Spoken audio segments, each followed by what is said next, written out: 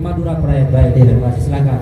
Sebelumnya saya mohon maaf kepada seluruh teman-teman dan seluruh kiai dan Bapak Kapolres dan Bapak Kodim.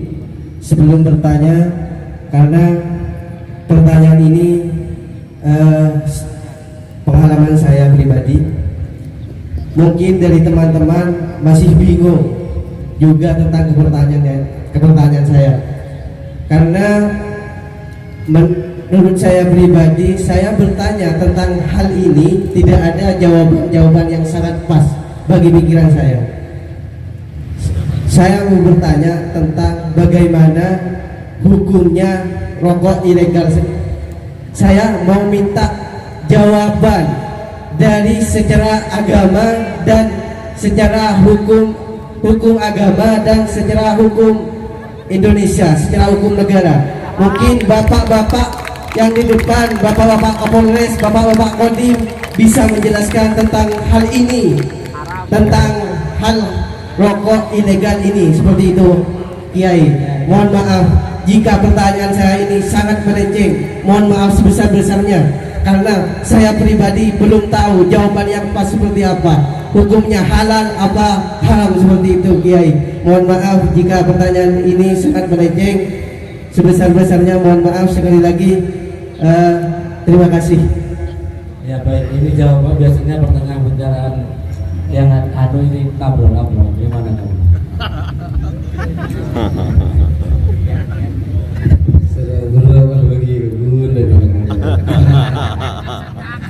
Pertanyaannya saya jawab permisalan saja. Bagaimana?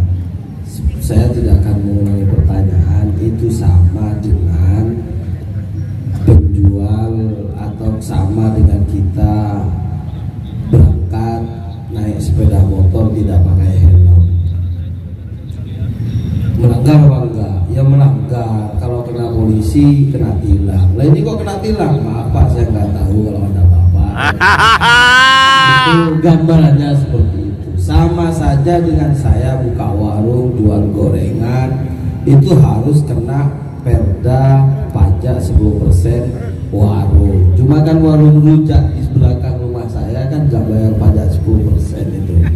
Jadi sama dengan datang ke tahlilan, naik motor tidak pakai helm, kan seperti itu. Jadi intinya hal-hal yang menyangkut aturan negara seyogianya harus kita taati. Cuma kan kita nggak mampu selama-lamanya.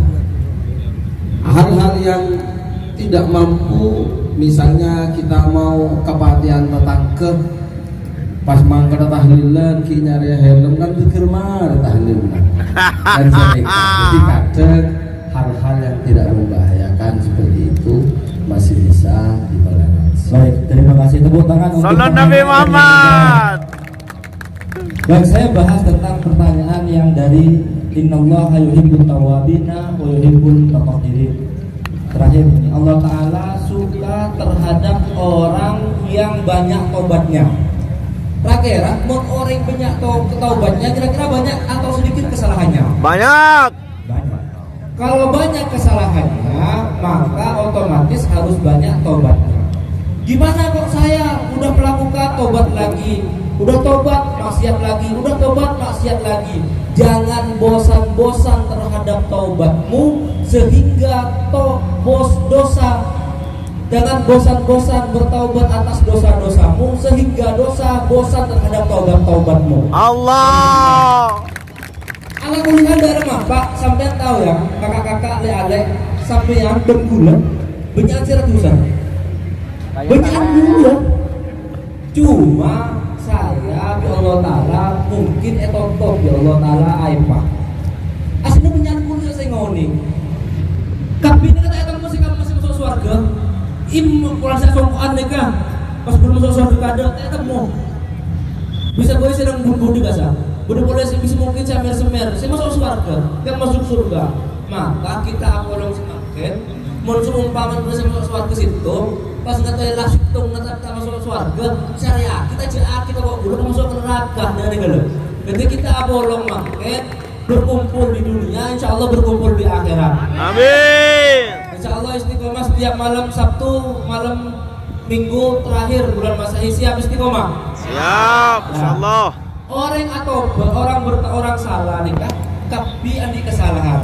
Dalam meramun jalan gula tak bisa terhindar dari maksiat. Yang jambi kelep motor cutungna kelepah, ternyata budak hal-hal ininya, budak hal-hal itunya. Nikah pesan gula. Jika engkau melakukan kesalahan, jangan pernah. Jika engkau melakukan kesalahan atau belum bisa menghindar dari kesalahan atau hal-hal negatif, jangan pernah merasa benar. Negatif. Empat bermaksiat. Jangan sampai arah masa bener.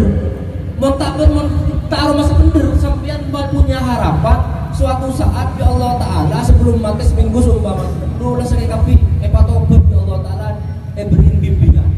Kita hadir makin apa guna ragu laku paling maksiat. Guna sampai mungkin detik-detik ini nikah bekal bimbingan sampean sebelum detik-detik wafat. Sebelum sampean wafat punya maksiat, sebelum wafat ternyata pahala sampean hadir mungkin selawatan, engkau datang siapa gua engkau pahala sampean hadir sampean nang trotoar gara nang arep ngopi arang bener nang arek ancol. Maksudnya baca la ilaha illallah Muhammadur Rasulullah mati usul khatimah. Itu sekitar. Empian ngelakuin apapun itu bukan hak saya. Cuma gue pesan Pak Istiqomah hadir malam semangkin dengan pakaian kita ala kadarnya. Laku ngarep ini menjadi saksi bahwa kita pernah untuk berusaha mencintai Allah dan mencintai Rasul. Tepuk tangan setuju. Jadi orang yang kalau menggadaikan sesuatu tentu barang yang digadaikan itu dipakai oleh orang yang menghutangi, biasanya seperti itu. Karena bertendensi pada satu kaidah yaitu al-adab muhakkamah. Jadi melihat dalam beberapa literatur kitab itu dijelaskan memang ada pendapatnya ulama dan mungkin ini yang mayoritas biasa dilakukan oleh penggadaian bahwa barang yang digadaikan itu digunakan, apalagi seumpama seperti yang ditanyakan oleh Mas Faiz tadi, disuruh oleh orang yang punya tanah untuk dipakai-pakai ngereng gepei saus kesokan anggui saus. Oh iya, anggui saus. Ngereng. Kak nanti dulu Kak, jenengan ini sudah nikah berapa tahun sama kakak saya? Kok belum tahu bahasa Madura itu loh? Enggak berapa tahun? 7 tahun. Coba bilang bende Kak. Enggak tahu. Ya terus kamu jaga. Iya. Jadi ya itu ya tadi. Jadi intinya pertanyaan dari Mas Faiz Slamet itu boleh.